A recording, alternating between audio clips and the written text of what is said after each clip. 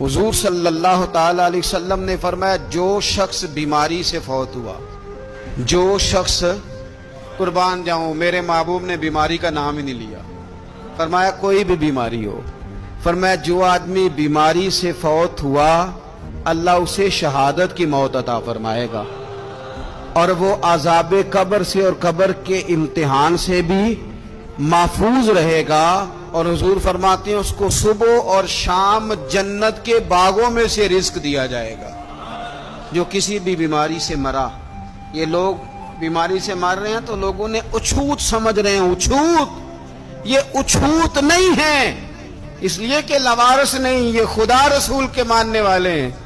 تم انہیں اچھوت کہہ رہے ہو اور مدینے والے رسول انہیں شہید فرما رہے ہیں۔